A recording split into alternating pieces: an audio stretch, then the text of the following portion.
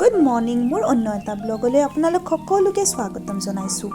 আজি বেংগলোৰৰ মৌচমটো বৰ ধুনীয়া হয় ৰাতিপুৱাই আৰু বন্ধ আছে যেতিয়া মন গ'ল ব্ৰেকফাষ্ট কৰিব বাহিৰত যাওঁ বুলি। এই জাগাটোত আমি প্ৰায় যাওঁ, কিবা কিবি খাই আহোঁ, ভাল লাগে। আৰু ইয়াতে ল'লোঁ পেপাৰ ডোচা, মস্ত এখন ডোচা দিয়ে, অকলে খাব নোৱাৰি বাৰু, দুইজনে লৈছোঁ আধা আধা। খুব ভাল লাগে, গৰম গৰম ক্ৰিস্পি। আৰু এনেওতো এদিন কাম কৰিব নালাগিলে আৰু খালে ভালেই লাগে দিয়কচোন, নহ'লে সদায় ঘৰতে বনাই থাকোঁ। আৰু লগত ল'লোঁ দহি বৰা, আমাৰ এওঁ মানে দহি বৰা খাই খুব ভাল পায়। আৰু মই মানে তাহাঁতৰ তাতে বনোৱা ফিল্টাৰ কফি খাই খুব ভাল লাগে, চাহ কফি গৰম গৰম খালোঁ সেয়াও। আৰু তাৰপিছত জানেনে, স্কুলৰে মোৰ বেষ্ট ফ্ৰেণ্ড ললিতা আৰু হাজবেণ্ডক লগ পালোঁ। তেওঁলোকেও ব্ৰেকফাষ্ট কৰিব গৈছিলে, বোলো তেওঁলোকৰ লগত এটা ফটো উঠিলোঁ। আৰু আহোঁতে লৈ আনিলোঁ অলপ মাছ।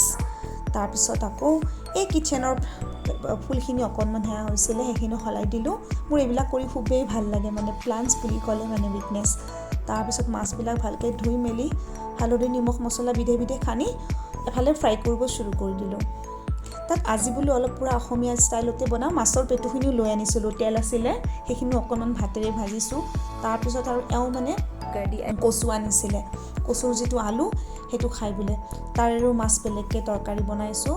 আৰু তাৰপিছত মাথা একচুৱেলি ভোকা মাছ আনিছিলোঁ আৰু মূৰটো বহুত ডাঙৰ আছিলে, মোৰলৈকে মুড়ি ঘণ্টাও বনালোঁ। তাৰপিছত আৰু এনেকৈ কাঁহৰ থালি বাতি ওলাই লৈ ধুনীয়াকৈ সজাই গোটেইখিনি লৈছোঁ, বোলো একেলগে ভালকৈ এসাঁজ খাওঁ।